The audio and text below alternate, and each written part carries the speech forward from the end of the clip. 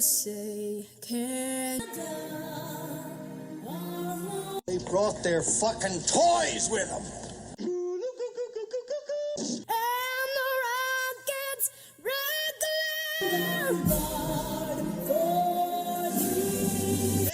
You hoser. I'm your father, Luke. Give in to the dark side of the Force, you knob. You, Broome County is just visibly upset by this display. Come on down and get places for the home games. Bring the kids. We got entertainment for the whole family. So how do you want to start? Hey, dude, however you want. Let's just go. You want to just like start talking. Let's just like tell me your what you've been up to. I don't know. It's kind of crazy, right? Are we on? Yeah, this is a thing where we are now live. It's wild, right? Well, this has been like what 7 years in the making. Yeah.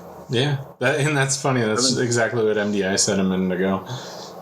Yeah. She's like, "Is this the first Eh Wey?" I was like, "Yeah." And she's like, "Only took years." It totally did, man. And I mean, I know you. It's crazy to think, dude. But I met 10 years ago, or almost 10 years ago.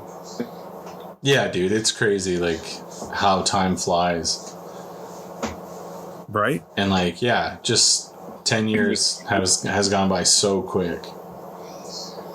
It has gone by so incredibly quick. I think I remember when I did my solo pod, you were my first guest. Do you remember that?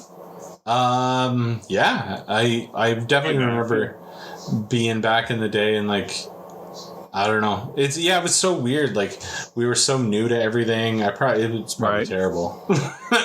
Well, you know what? Well, I've been thinking about this for quite some time, because I remember I wanted to do this podcast with you, and I know Clint had wanted to do a podcast with you, and everybody wanted to do a podcast with you, right? Oh, why, thank you.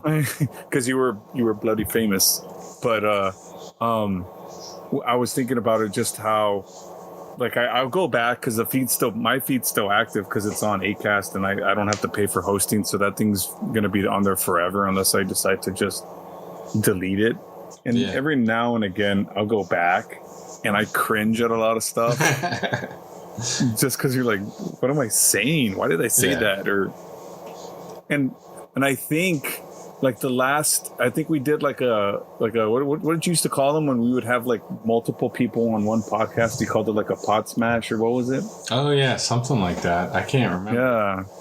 Well, I remember we all did one, and I think you and Iams, shout out to Iams over there. I hope he's doing good. He was like, he's the master of the monologue, and then he starts like mimicking what I used to say, and I used to say all these like funny, like nice things about myself, and then I go into this monologue and I'm like fucking angry about stupid shit, and y'all were making fun of me. You're like, hey, Ro, you want to take a knee? You're gonna take a knee on this one, Ro? You're gonna take a knee. Oh man. So I'm just like, and I was talking about that because it was such a big deal at the time, and I'm like, man, that's so stupid. But I think it's just when you get older. But so if I'm 42, you're what, 41, or are you 42? I'll be 41 in July. Wow. Okay, so we're kind of the same age. Yeah. Some of us are aging better than others, but I mean, taking a shot at me. I'm not saying nothing, man. Yeah. No, not at all. It's just, it's so funny. Like, I almost feel like maybe it's since 40. I have no idea that it's like, I don't know what it is. It's like this switch in my head is very different. Like, it's almost like, I don't know, dad level 2, like it's like you just kind of go to this next level where you see things a lot differently than you did when you were younger. Right. And, I don't know, there's just so many things now. And maybe I would look, because I watch a lot of news and bullshit like that. Like, I feel like I'm angry all the time now. Like, I could definitely be that guy that's like, get off my lawn. Like, I relate with that guy now. Before I'd be like, what a cranky old bastard. And I'm like, now I'm the cranky old bastard. Well, yeah, I think I can relate to that because I feel like a grumpy pile of crap sometimes.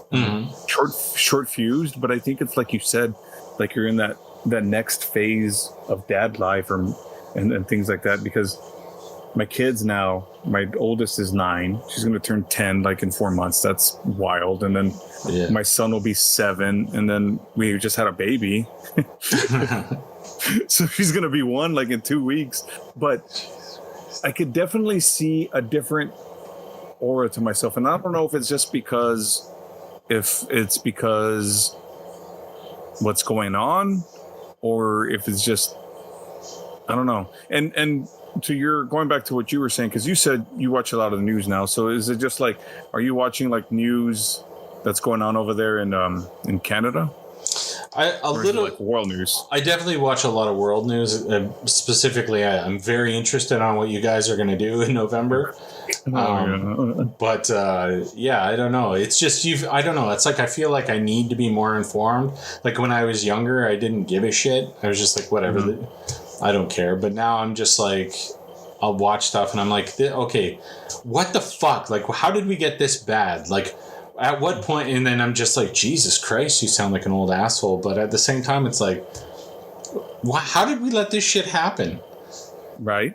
And like, even like me and the kids have been watching like nature documentaries and stuff. And man, we fucking love nature.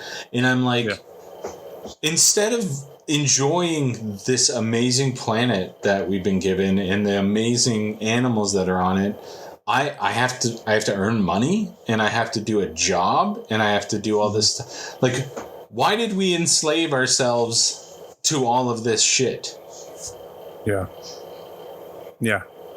That's that's a thing too. Yeah, you know, my that's cool that you're watching stuff with your kids and they're at like that age, I guess, right? Because they're both teenagers. Dude, now? That's the thing. No, I have an 18-year-old.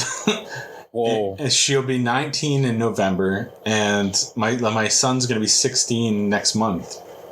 Yeah, and you know, just to preface this for people who are listening to this, we were doing the tech stuff with your son just before we started, and I remember when first meeting you, when your kids were just like basically like the age my kids are right now. Oh, exactly, being dude. Tiny. Yeah.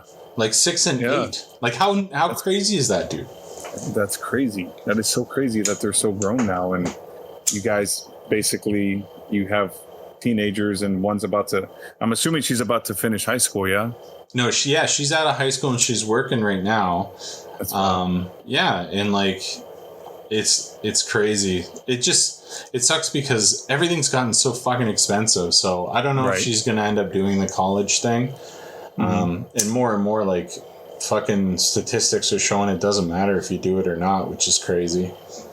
So you say that do y'all do like financial aid too over there for kids going to school? Yeah, we do, and it's fucking brutal. Like I'm sure. Really? I'm sure. Well, like when I went to college, like 1,000 years ago, there was like it was I don't remember what it was called. It was like OSAP. Okay. It was Ontario something or other, and let me borrow a lot of money, and it was cool. But like, I was also fucking like 18, 19 or whatever the hell it was, and it was just debt. It was just debt that piled onto my head because nobody taught me how to live properly. Man, you say that, and I'm actually going back to school to finish school. Yeah, you said that, dude. I just want you to know I'm fucking proud of you. That's fucking awesome. Well, but I mean, thanks, man. I appreciate that. But you're talking about being in debt. I think I am going to be in debt with financial aid. Oh, man. But I don't care. Yeah, like, fuck it. YOLO. Who gives a shit anymore? Like, as long as you're doing something that you love and you're bettering yourself, then fuck everybody else. Yeah. Fuck it, eh? Fuck it. Fuck it, eh? But so, dang, what was I gonna say? I had something that I was gonna say. You and MDI have a podcast, right? Yeah. And how's that? I mean, I've listened to a couple episodes, and how do you find it doing that show versus like when you were doing like the old shows like Fearcast and FYFC and Yeah, I don't know. It's the FYFCast. The FYFCast, as someone called it. Yeah, the old FYFCast. Yeah, man, like it's funny and it's really cool because FYFCast is still out there. Like, is it really? Yeah, I think you can still listen to it on like Spotify, which I don't understand how, because we toasted our website. Like, Fearcast is gone. You can't find that anywhere. And you know, Fearcast was such a great show. Well, I'm glad you said that, because actually I found all the masters. Oh, nice. So I'm trying to decide if I want to put it out, or I was thinking about putting out selective episodes for like weeks where I don't have a horror in the pit. I'll just put out an old Fearcast with some sort of preface, like this you should. I don't know, just so it's still out there. But yeah, FYFCast was a monster, dude. Like, it was it was just an indie monster. It totally was a monster.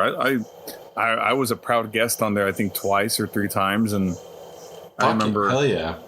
You guys were putting out content galore, and I think that what initially attracted to me, but how I found you guys, or I found you, was we connected through.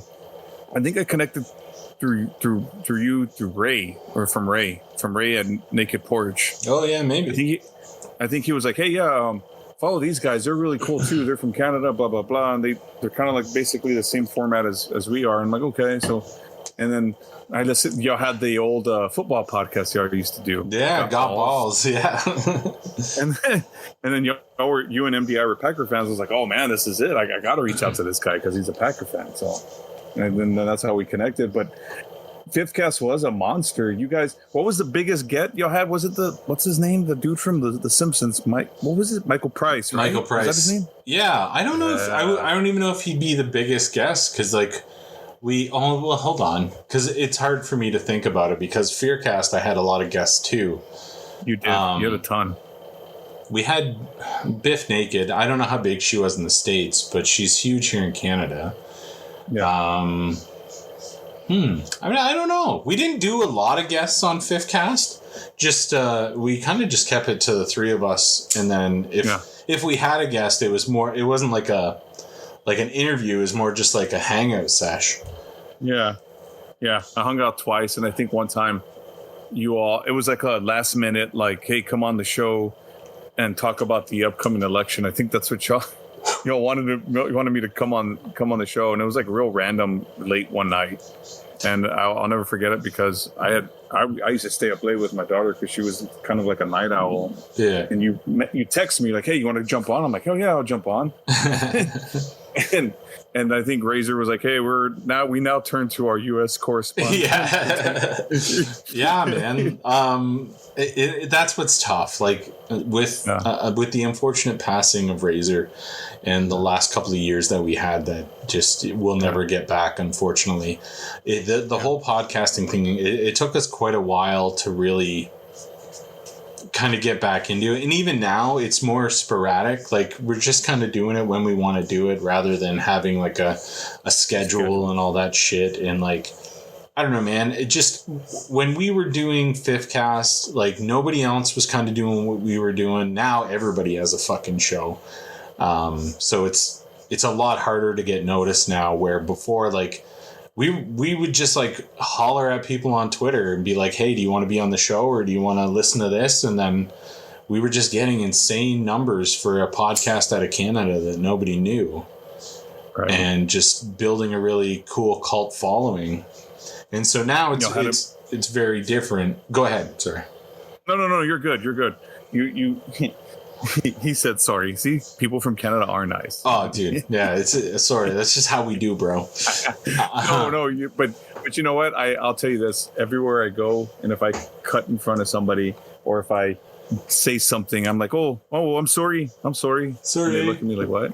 Oh, I'm sorry. Yeah, they're like, oh, it's fucking Canadian here. No.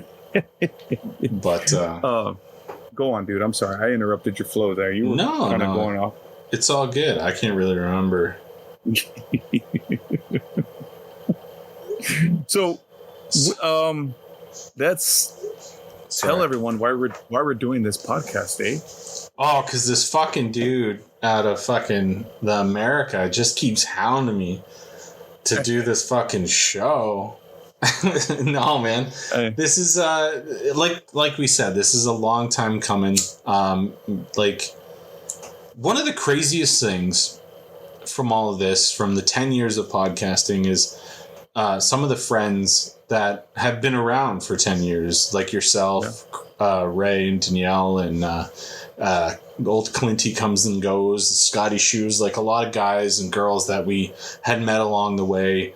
It's very cool that some of them we're still in contact with, where a lot of them either like pod faded out or just, I don't know, disappeared and whatever. Like, and so it's interesting for me and you we've been friends for 10 years, but at the end of the day, like we don't really know each other because we live fucking forever away, countries away. Right. So, and then, we're both dads and we're both fucking in our 40s. So, this was a great opportunity for two buddies, to sit around, shoot the shit. And this is, as far as I'm concerned, open forum. We can talk about whatever you want. You want to talk about fatherhood or parenting or anything like that, or you want to bullshit about sports or whatever, man. I don't care. Yeah. Me neither, man. And I think this is a great thing. And we both have, we're both dads. We're both in our 40s, like you said. We kind of went through our 30s. We're talking quite a bit. And those of y'all, just so you know, we text each other quite a bit, and we'll go like months without texting, and then all of a sudden it's like football season. Go Pat, go! That type of stuff. Yeah, man. And then we'll talk for a little bit, and then it'll go like a couple of weeks, and I'll get a text from Fear. He's like, back when Aaron Rodgers was with us, he's with the Packers. He's like, what the fuck is A-Rod doing, man? Yeah, man. It's like, I don't know, man. Well, we do have awesome wives too. Exactly. And that's the thing, right? Like I don't know. We clicked on so many different levels. So we do. And the crazy thing is we both, 2 years ago, we made a life-changing decision and moved back down to our hometown. And you kind of did the same, right? I think. Because, you're in Manitoba now, right? You were in Alberta. Yes. Yeah, we moved to Manitoba to be closer to like my sister and like parts of her family or whatnot. Wow. Okay. And we now live like near the polar bears, man. Like it's ridiculous where we're at. See, so to give everyone an idea, and he's in Canada and Manitoba, and I'm in South Texas. The weather right now is like 90 degrees over here, 89 degrees with a nice breeze. I'm guessing it's like 20 degrees over there right now. Let me take a quick peek. Let's see. It's like such a drastic change. I got to switch it over to American so I can. He goes by Celsius. So it is currently 43 degrees. Okay, that's a warm April day for you all. Yeah, I mean, it ain't bad. It's really fucking. It's actually like really gloomy, so it's actually feels a lot colder than that. Got that Silent Hill vibe going, right? Oh my god, yeah, man. And like it's really annoying because all week it was fucking gorgeous. Like we finally had a nice. We were in the double digits for Celsius for us, and I had to work every day. And then this fucking weekend has been gloomy and rainy and just sucks fucking balls. And I've been in fucking doors all weekend, and I had to work all through the gorgeous shit. And ain't that just life, That is, yeah. Seriously. Fucking motherfuckers. But so you're from Manitoba? Okay, so I was born. Tell me this so I can get clarification. This is the origin story of Fear. Okay, real quick. I thought it was like Ontario. Yeah, well, I was born here, and then before I turned 1, I got moved to southwestern Ontario, where I grew up, went to school, all that stuff, and then I think around 08, we moved to Calgary. Mm-hmm. And then we spent many years in Berta. The GCA. Yeah, buddy. Fucking GCA. And yeah, and then like COVID happened and was a fucking piece of shit. And so we were alone. We were kind of estranged from both of our families. I remember you saying that. And like it was crazy, dude. Like me and my family have never really got along very well. Like I don't even really know my dad, if I'm being honest. Like I visit, like I didn't meet him until I was 7, and then even then, like he was just kind of a piece of shit. And like whatever. Like no offense to him now. I heard he's a much better man, but I don't even know him. We don't talk. Haven't talked in a long time. And then like my mom is just always been a fucking weirdo, and just I don't know. She was never much of a parent.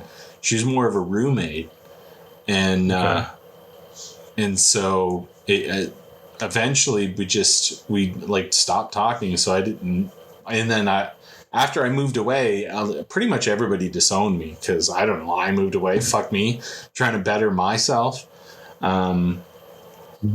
Really? That's why they hated on you, because you left?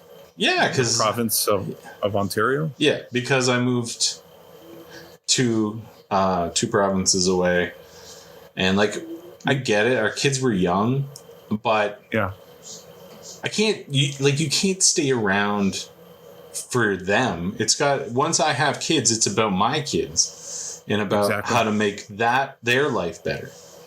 I'm not going to keep them in the same place that I fucking hated and worked my ass to get out of. So, I don't know. It was weird, but we never saw eye to eye on that. So we didn't talk. And then MDI had a big falling out with her side. So we were just like fucking chilling in Alberta. COVID happened. So like fucking nobody, you couldn't see anybody. And just, yeah, we've just felt so fucking alone that we're like, okay, well, let's move up to like northern Manitoba and we'll be near family and blah, blah, blah. And yeah, not like, I don't know why the fuck we moved here too. Yeah. It's just like year after year of like decisions that you think they make sense. And then you get there and you're just like, what the fuck am I doing here? Right. Man, it's like couldn't be any further from the truth for me, man. I mean, that's what we did, and you know, that's what I was going to say. Like, so shed some light on your side of things. Yeah, I will. You know, when we got engaged back in 2011, I lived in a city called Corpus Christi, and Val lived in San Antonio. So when we got engaged, I said, well, it's natural for me to go to San Antonio. There's more opportunity. It's a bigger city, things like that. So we moved to San Antonio, and she had already been there, I think, like 4 years when I got there. So I moved there. We got married. We had kids, you know the whole thing. We started a family and living our best lives and enjoying life. And we, you really, when you get to a new city, as you know, you really build roots and a foundation, and you pretty much become that situation, like with that place. Like I don't even see myself as this person who grew up in this town that I moved back to. I see myself more as like I'm a San Antonian. I'm from San Antonio. I'm not. This is maybe where I grew up, but this is not the version of me when I left. I'm a much different person. Oh, for sure. Yeah, and you grow up and you mature and you see things in different perspectives and you form your own opinion, and you have a different understanding of people that you never knew existed until you move to a different city. And I want to I have to shout out Pick for that, because he helped me understand a lot of things when we did our podcast, and he was, black and Filipino. And I learned all about his type of thing, which was something I never knew anything about, but that helped me open up my eyes to just different people. But, we moved back, like you said. I mean, even though we were 2 hours away, and I know you're from, you were living in the GCA and going back to Manitoba, that's like what, 500-600 miles or something? Yeah. It's something like that. Like it was like 17 hours or some craziness. See, and that's insane. So if you think, like, for me, if we were in San Antonio and we moved 17 hours closer to our family, that's like the equivalent of me moving to Arizona. Yeah. And we wanted to be closer to family because, you know, we felt, well, parents are getting older. My uncle passed, and we wanted to be around, and we wanted the kids to know what it was like to be able to see their grandparents every day. And, you know, and right now I'm not speaking to my family, and, you know, that's a very tough situation to be in, because the main reason why, you know, we moved over here was to be closer to family and to them, and just to have this type of fallout it's just like you said, you know, you wake up and you're like, sometimes you're like, what the fuck am I doing here? Why is this happening, or what caused this? And, you know, you give up a lot, whether it be, you know, financial, because that's a big change. And I'm sure maybe it was for you. It was a big change for me. Gave up, you know, friendships that I felt that I had, you know, formed strong bonds with, and we were basically calling each other family. And don't get me wrong, you know, people that listen to this, friends that I have, maybe if they do listen to this, that are here, that I grew up with. So I'm basically, just to kind of preface this to you, is that I'm back in my hometown I grew up in. I was here till 25, 26. I don't remember how old I was. I was here so I'm back in this community, and I work, you know, work-wise, it sucked trying to find a stable job.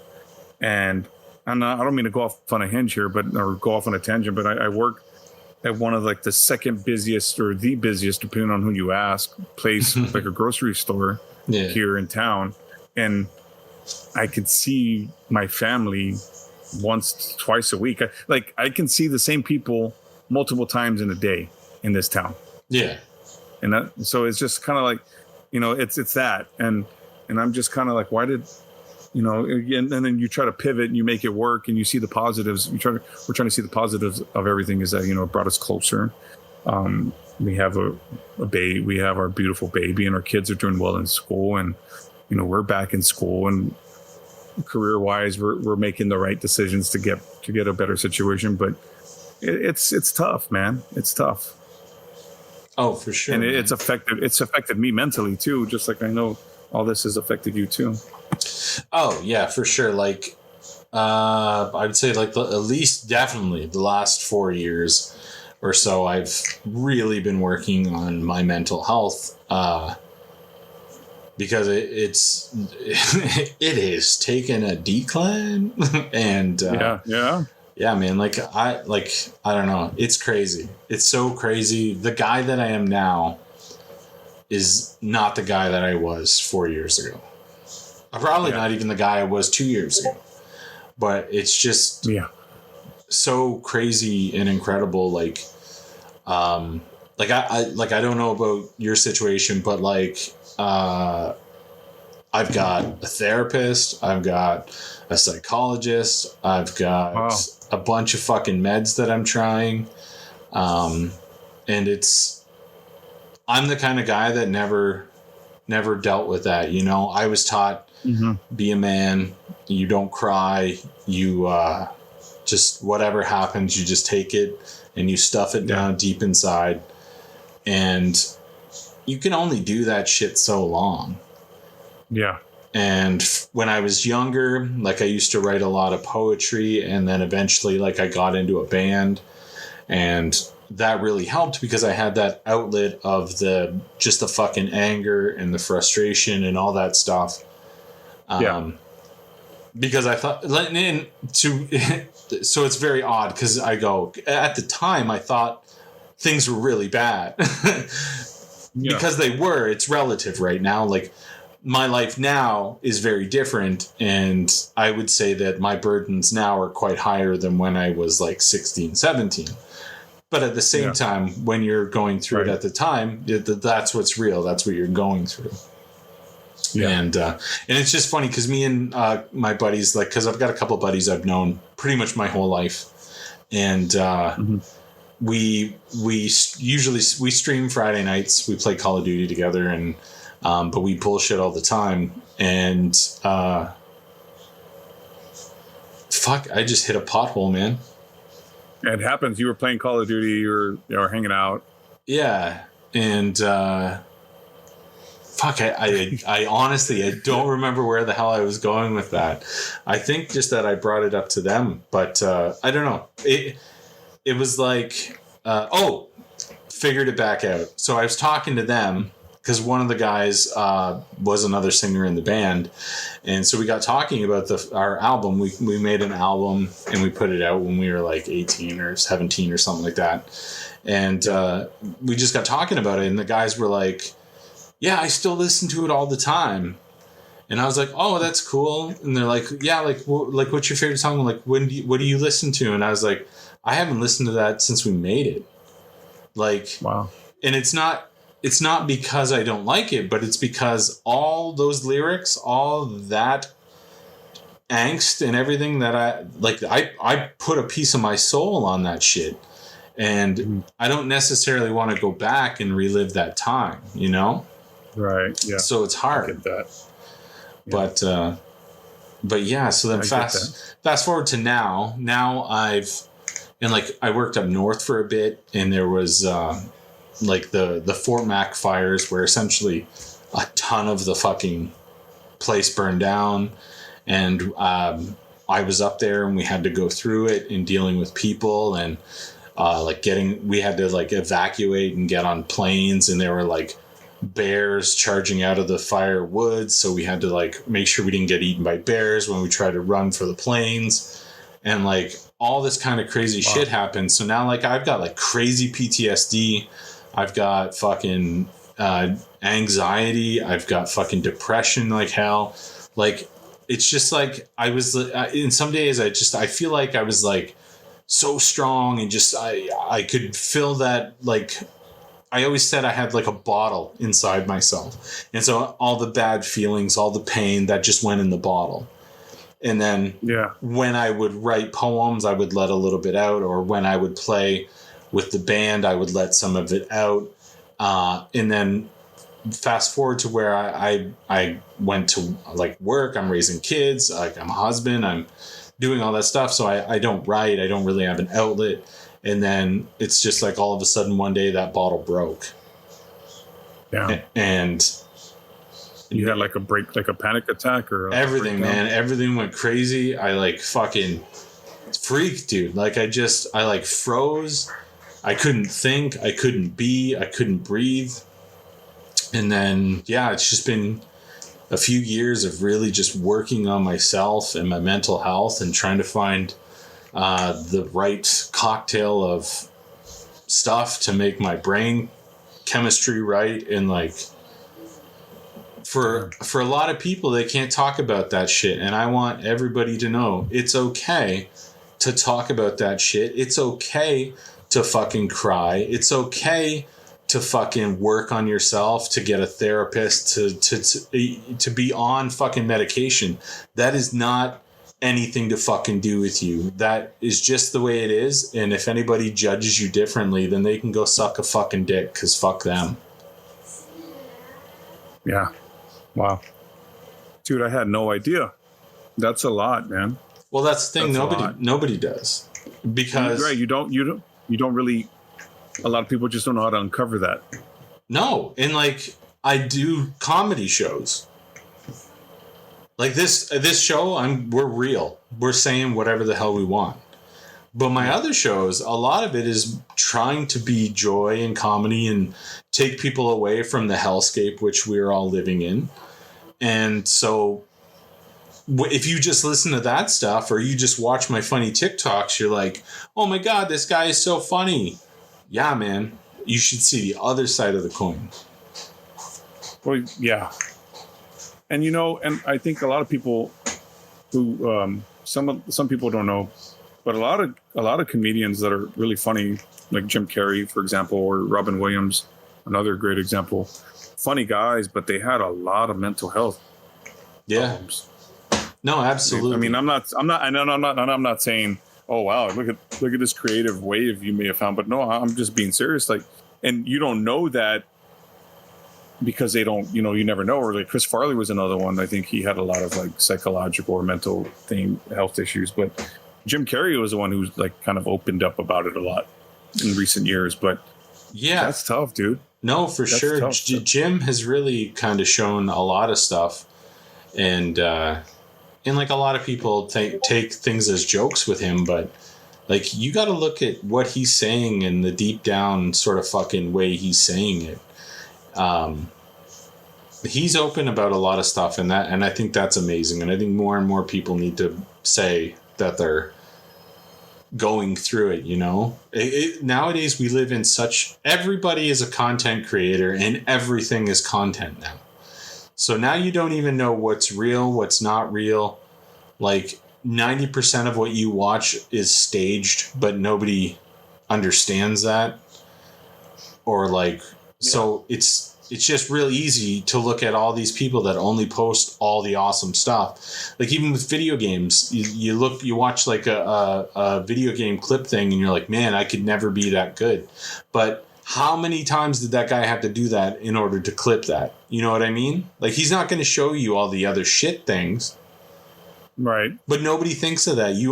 Everybody immediately looks at something and thinks, oh, I'm not that good, or I'm not that pretty, or blah, blah, blah. Nah, man, everybody is fucked. We just don't show it. Yeah. Yeah, that's damn. It's true. It's very true. And I mean, if because there are people that aren't fucked, and I'm not talking shit about you guys. If you have your shit together and life is good, enjoy that shit. But just know there's a fuckload of us that are living paycheck to paycheck, hoping for the best. Yes. That is very much reality. And I think I used to work with people, and they used to be like, oh yeah, I'm doing this, I'm doing that, I'm saving for this, I'm going to do this. And I was just like, oh, okay, cool. I mean, we're able to do that. But then there was times, like, hey, it's paycheck to paycheck type of thing. And even now I have a friend right now, and one of my friends, and he was just like, yeah, I'm trying to clear out all this debt. I'm trying to do all this. I'm like, man, it's never going to be perfect. So yeah, I don't know. It's never going to be the way you want it. You just have to kind of grip it and rip it and hope for the best in terms of that. But at the same time, why lose sleep over it? There's other concerns and, getting through life. And for me, I don't know, with all this stuff and all the challenges, it's been very hard. I've thought about going to a therapist because, somebody had said, it might be good for you to do that just because of just some of these things that we recently, the whole thing with follow with my family and stuff. But finding a way to kind of let that out. And there's days where, and I'll say this, I mean, there's days where I'm good. And then there's days where I'm just kind of like sad, get hit by a wall of sadness. And I'm just like, okay, you gotta, I've always been open with, my feelings. If something's upsetting me, I show the emotion on my face. It's not the eyebrows. It's just my face. I'm always, it kind of just shows up, but I don't know, man. I mean, I feel like it's, I don't know what I'm trying to say, but, really, yeah, no, I get you. Getting through it. I mean, I don't know, man. It's tough. It's tough. It is. And that's what I mean. And it's okay. It's okay to admit that it's tough. Like we always feel that Superman, especially dads. And I'm not going to talk about dads versus moms. That's not a fight I can win. All I'm talking about is as a dad, there's just like things you go through, and you have to figure out how to navigate it. You want to make sure that things that happen to you that might have changed a core memory or tweaked you in a way, or like a lot of me raising my kids was like, okay, what did my parents not like give me, or what did they do that I would never want ever to happen to somebody else, and then teach my kids the right way, you know? And like that's good. That's good. I like that. It's wild. Like, luckily I have an amazing wife, and because if it were up to me, we probably wouldn't have kids. And only because like it was built into my brain, like you got to get a good job, you got to get savings, you got to get a house, then you can have kids, blah blah blah. And just like she was like, look, man, there's never going to be a right time.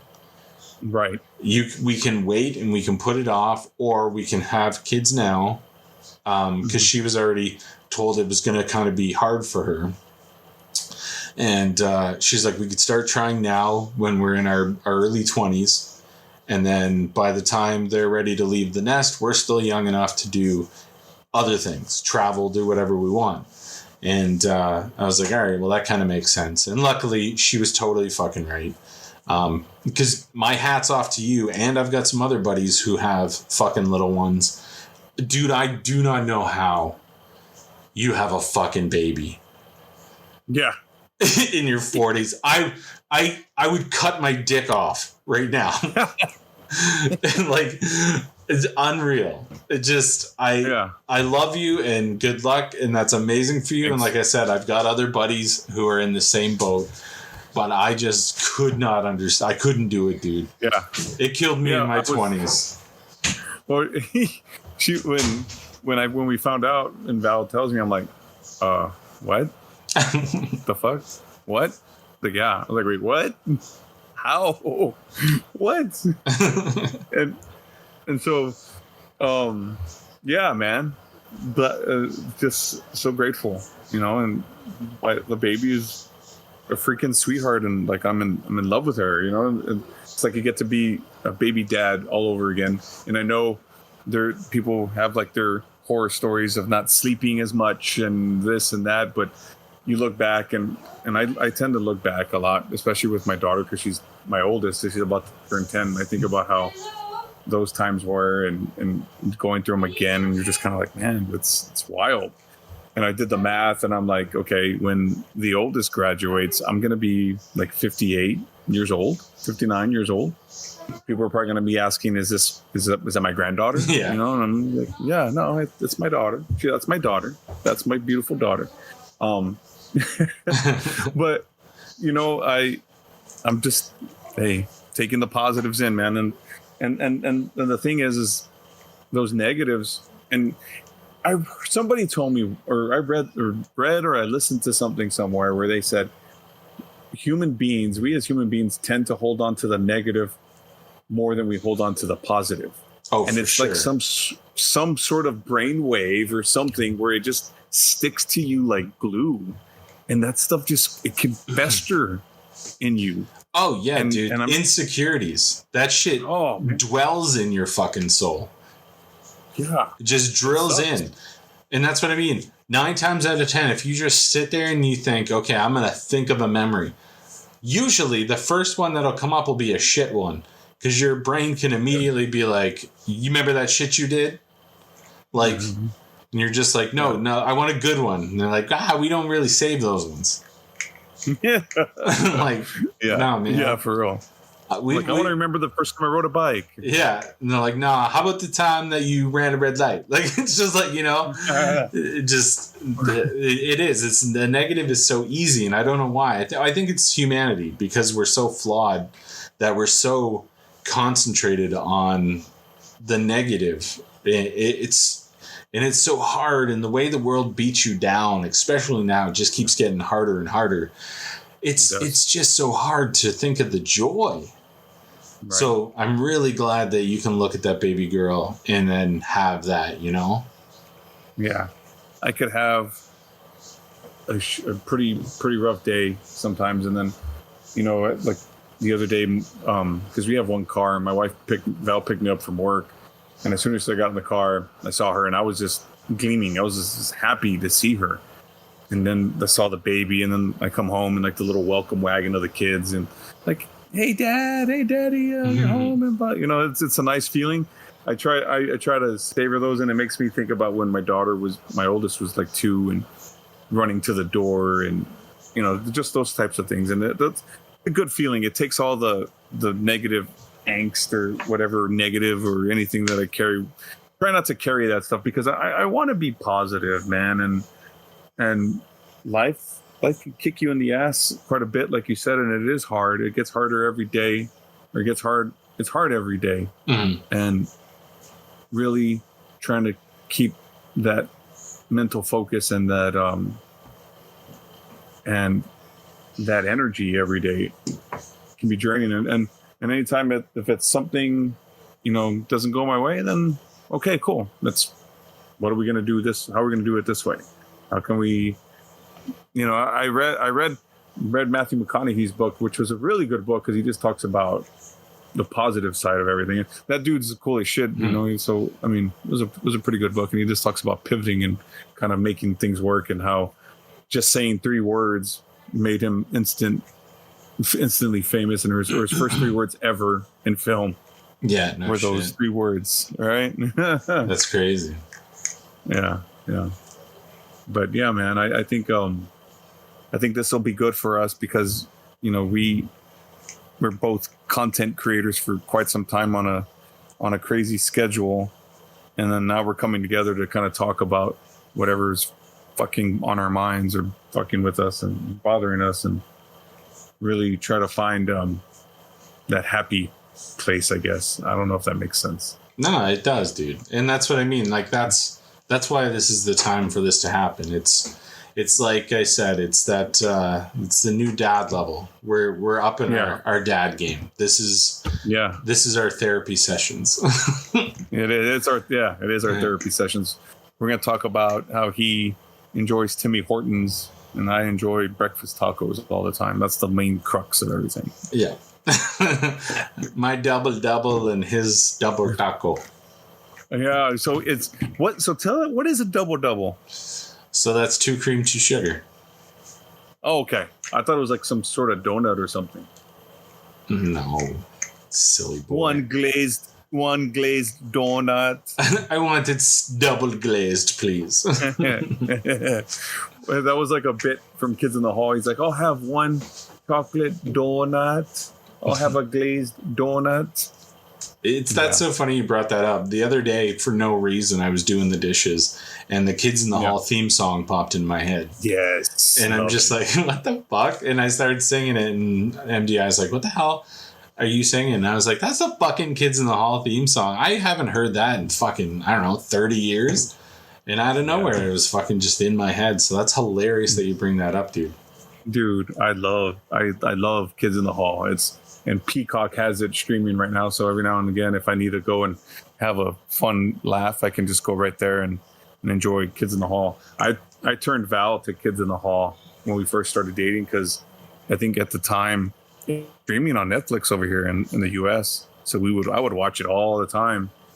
And then Netflix being the way they are, they like to pull shit. Back then, they didn't tell you when they were going to take something off. Now they're real good about telling you when it's coming off. So, I went to like my local Best Buy and I found it there, and I'm like, I'm buying the box set on DVD. I'm not gonna. That might sound archaic to a lot of you, but I bought it on DVD. I still have it, but hell yeah, that was some good stuff, man. Good, way before its time. Oh yeah, no, like it's crazy. Dudes in dresses, like we in Canada, we've been transgender forever. Like it don't matter. We don't give a shit. We never have. But that's awesome. And yeah, it's like, it's so random and obscure, but funny. Like, I don't know. They were definitely ahead of their time. They were. Shit. I had one other thing to say, but I can't remember now. What? Say the other thing. I can't remember.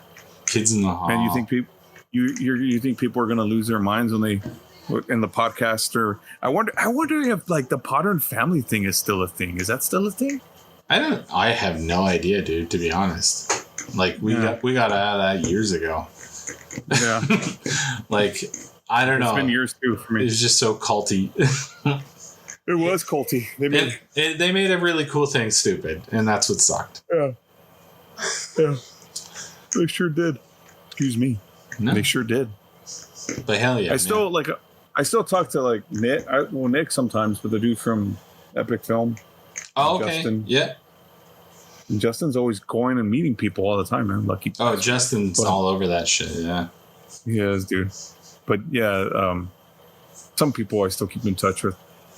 I think like him, maybe. Well, I follow him on Facebook. I mean, we're friends on Facebook, but don't really interact with him. But Jack Maturko, I do talk to sometimes. The guy that did the Naked Diner podcast. Oh, okay, yeah. Yeah. No, that's cool, man. Yeah. Sometimes I talk to him. But yeah, man. It's good shit. What was that thought? Now I'm just gonna be curious. I don't know. People will have to come back and listen to the next one. Dude, maybe I'll remember. So here's the thing, guys. I smoke a lot of weed. I do. So there's going to be times that, I'm stoned right now, but I'm not going to remember things. So, and I'm probably going to go off on weird tangents, but that's just how I do. Hey, that's it, man. Whatever works for you. Fuck yeah, dude. I'm looking forward to this, and I don't know when it'll all come out. I'll get it edited and submitted to the pod people, and then eventually we can.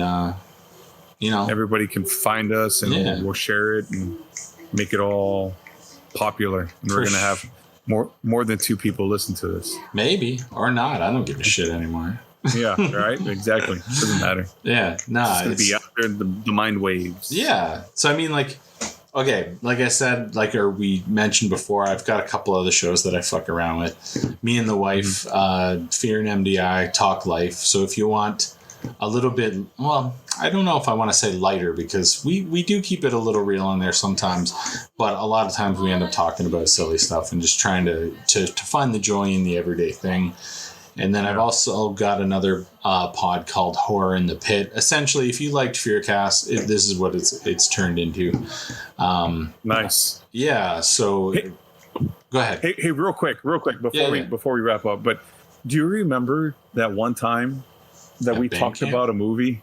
No, yeah, well, that too. But I knew you were going to go there. See, that's the 90s in us right there. Yeah. Exactly. We were talking about that one movie, and I kept telling you I had never seen it. And then like 30 minutes later, I'm like, oh, wait, I did see that movie. What was that? Yeah, I don't remember the movie, but I remember you were like very like firm that you had never seen it. and then you're like, oh, wait, I've seen it. I'm like, for fuck. It was on an episode of Fearcast, I think. You were like going out, you were talking about, and you're like, this guy, he's like blind, and he like traps people and this and this. I'm like, no, I've never seen it. No. Yeah, you're making that up, bro. Yeah. And then you were just going off and off. I'm like, wait, I did see that movie. I saw that. Yeah, man. Whatever. Yeah, so I don't know. We'll see. That's kind of something I've been thinking about, is putting out some of the old Fearcasts. I probably won't put them all out. Yeah. But maybe some of the bigger ones that we got. Like I had Twisted on for any juggalos out there. I had which that was Twisted probably from ICP. Yeah, well, he's part. So ICP is kind of one thing, and then Twisted's another. But ICP brought Twisted, and they're like all juggalos and in the same thing or whatever, the Dark Carnival. But yeah. I would say all of the FYFC Studios, that's probably the biggest episode we ever had, because it crashed the website many times. We had really? Yeah, man. We had so many people listening to that we had to like go and buy more storage space or server space or whatever, so that the website would stop crashing.